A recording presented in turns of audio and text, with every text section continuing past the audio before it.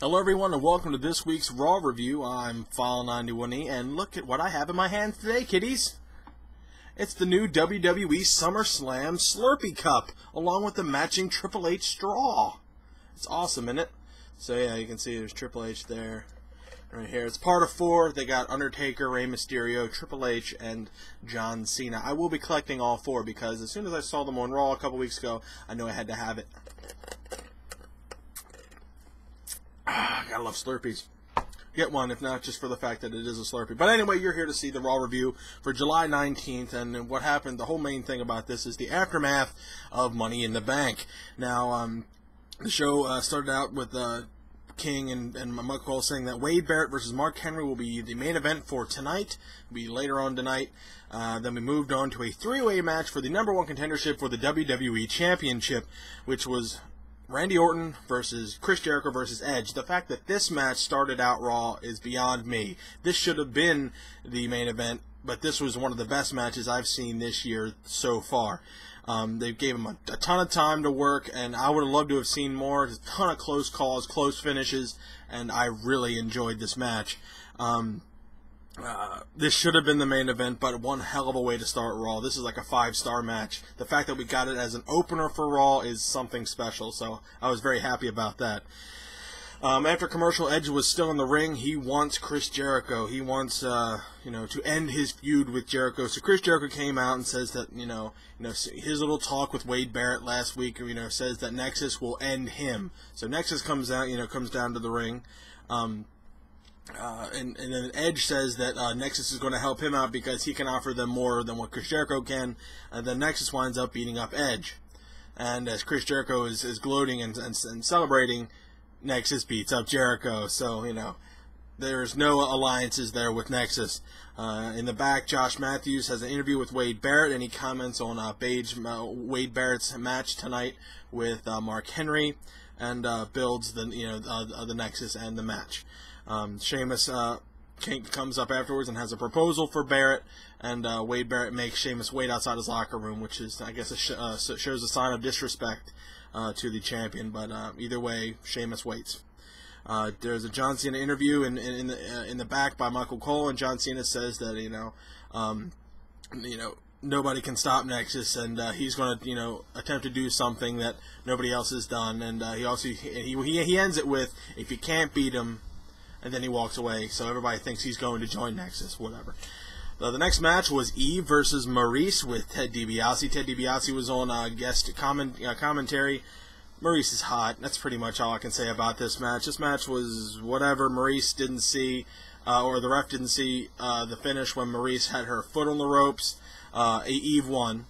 So Ted DiBiase argues with the ref, and then John Morrison comes out and gets his, beat down in. So that was pretty cool. So yeah, Ted DiBiase, they're going to push that a lot. I heard that that Melina might be coming back and teaming up with John Morrison, so we'll have to see. Anyway, Sheamus comes out to address the crowd, and he downs John Cena, and he agrees to a truce with Nexus, so the Nexus won't attack Sheamus. He also badmouths Randy Orton, for now being the #1 contender. Then The Miz comes out, and Miz says that he can beat, since he's the Money in the Bank, he could beat, Sheamus at any point in any time. So just when Sheamus is down, and at his worst, he could beat Sheamus. So that really, let Sheamus know that he, really means business. And this is kind of weird that The Miz might actually be the world champion. Wouldn't hate it. Kind of awkward though. I just wouldn't. I never would have expected it. He's a lot better than what I thought. Anyway, Sheamus tries to walk out. The GM emails Michael Cole and sets up a match right now. Sheamus versus Evan Bourne. So Ted DiBiase decides to wait at ringside. So Sheamus versus Evan Bourne. This is a classic big guy versus little guy match. Both men, looked like they weren't ready for this match. Evan Bourne comes out still taping up his wrist, which I thought was pretty cool. Sheamus wins with the big, a boot to the head. I call it the brogue kick or whatever. Either way, he won. Sheamus is still the champion. Now afterwards, Miz comes in and attacks Sheamus with the briefcase, knocks Sheamus flat out with the skull crushing finale, and tries to get the match started. because he surely would have won, but he can't get Sheamus up in order for for the bell to start, because both men have to be up and in the ring and ready to fight. They can't just go in. It's not like the Hardcore Championship where you can just pin and pin and pin and pin and pin. You actually have to stand up and fight, and be ready to fight. Anyway, R-Truth comes out, so Miz calls off that title match and runs off because of R-Truth coming out to want to whoop his ass. Anyway, Josh Matthews interviews The Miz in the back, and he's angry at R-Truth. Whatever. They're just trying to build that feud. Then there was the SummerSlam recall. It was the Taker versus Austin SummerSlam bout. The Highway to Hell bout. Hell of a match. I urge you all to check that SummerSlam match out. Very cool. I think it was 98. Pretty sure it was 98. Anyway, Sheamus was in the back. He thought girls were laughing at him, and Orton confronts Sheamus, saying that he will win at SummerSlam. So, whatever. Drink break. SummerSlam. Only at 7-Eleven, people. Collect all 4. Very nice. Anyway, they're building that Cena may join Nexus, so whatever. So, we see more useless WWE facts, and, what did I say here? What is that? Oh, yeah, go see The Expendables.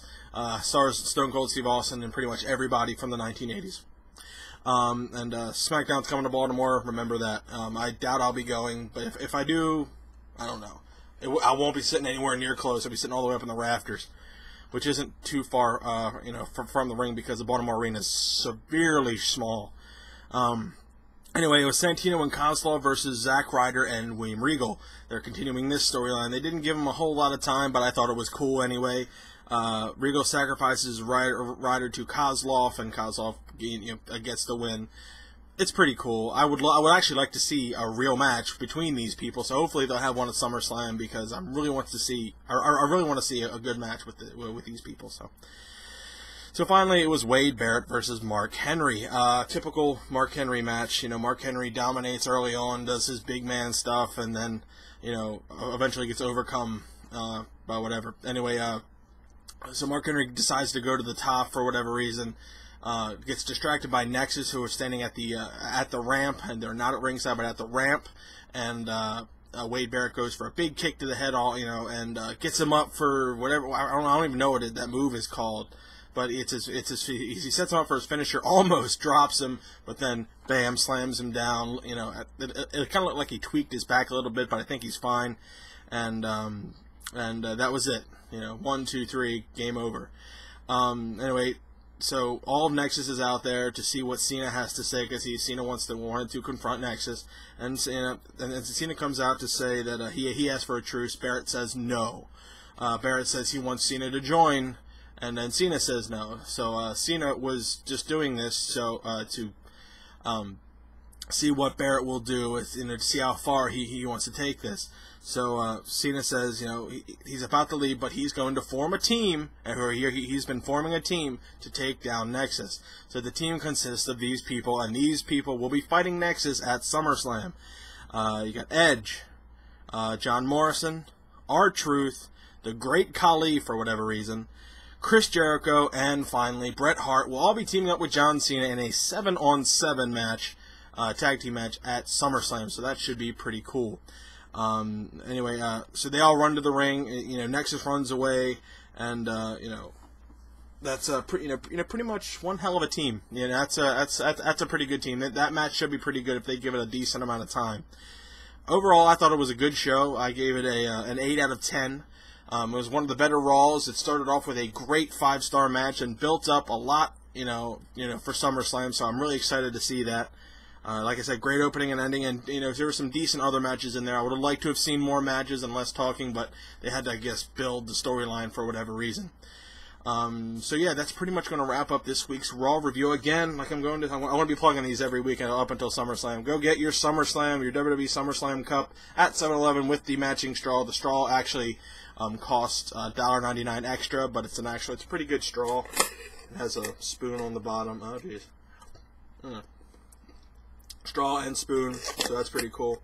And they have different straws matching for different things. So chances are the next week is going to be The Undertaker. That's the one I want to find. So I want to get all of them.